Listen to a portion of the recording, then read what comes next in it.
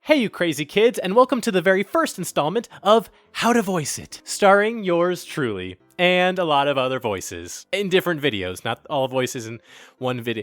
It's gonna be several videos, but there'll be many of them. Yeah. I've been receiving a lot of comments from people asking how to voice certain characters because so many other people want to get into voice acting. So I decided to take it upon myself to create tutorials for voices. And I know there are already videos like this that exist out there, so it's not original, but I know that a lot of you have asked me, so I'm gonna humor you. And hopefully you'll be able to humor other people with your amazing talents after you learn how to do these voices. We'll see. And for the very first episode, if you couldn't tell by the intro, I'm going to teach you how to do a Peter Griffin voice. Peter Griffin is the main character of a TV show called Family Guy created by Seth MacFarlane, and Peter has a very recognizable voice. But wait a minute, Daniel, your Peter Griffin impression doesn't sound like Peter Griffin. Yes, I'm aware that some people don't think that my impression of him is very accurate. Yeah, but your voice doesn't sound like him. Okay, yes, but I'm just doing a general... But it doesn't sound like... I'm gonna do it, okay?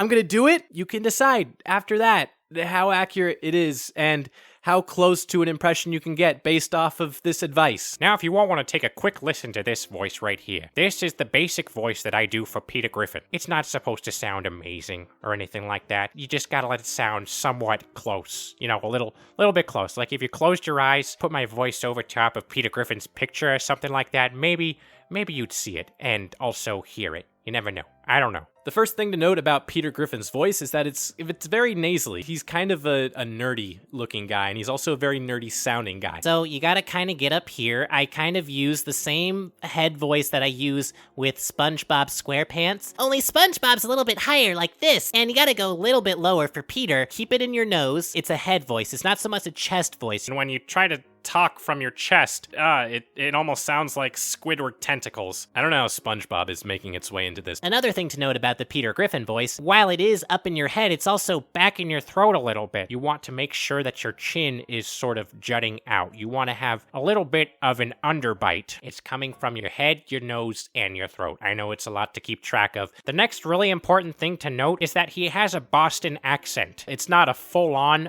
Boston accent. The way that you know that it's there is because he doesn't pronounce his R's. His R's sound like ah, ka, parkour, and Arnold Schwarzenegger. Round O sounds turn into ua, coffee, and across, and words like laugh are more laugh. They were laughing at me, Lois. They were laughing. Another thing to note about the accent, which is kind of similar to a British accent, when you have a word that ends in a vowel, and then it is quickly followed by a word that starts with a vowel, you want to make the R sound. You want to dip down and do the R sound. I parked my car at Harvard Yard. It's almost like saying parked my car at Harvard Yard. British people typically do that for a lot of their words that end with vowels and are immediately followed by words with vowels. Like how you hear somebody from Downton Abbey say something like, I haven't seen Papa in a while. I'm going to talk in my normal voice now so you understand me. There are certain websites that you can also go to that have paragraphs for you to practice certain accents because they use a good mix of certain consonants and vowels. Here's a really good passage that you can use for a Boston accent. Keep your horse to this path and you'll be fine.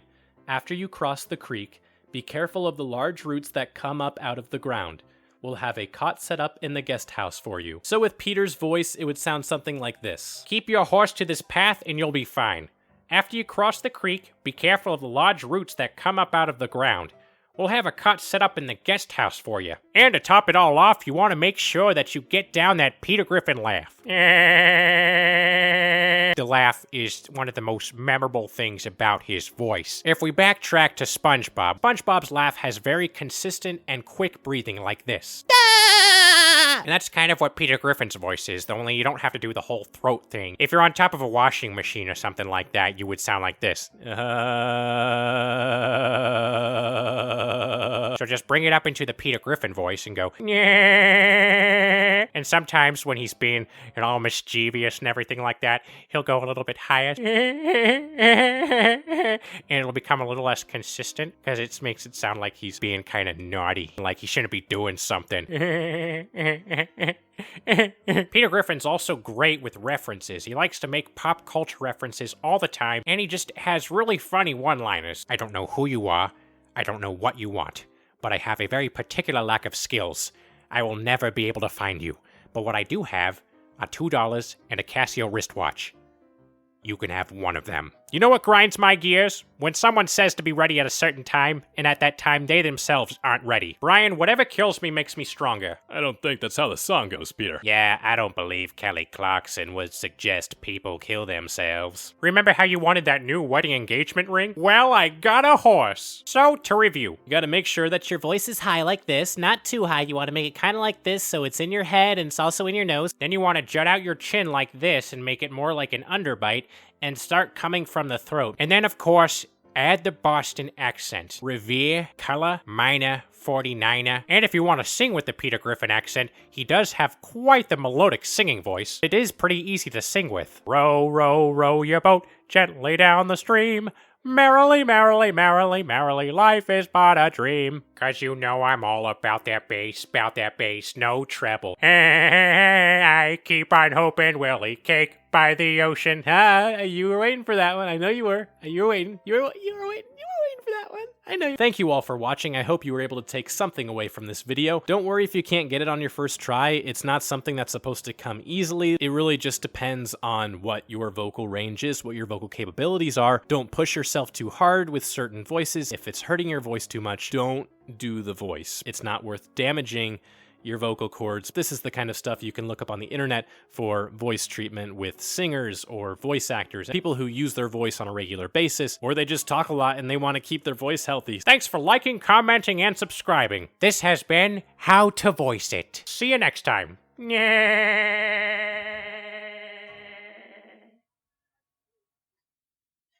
Oh.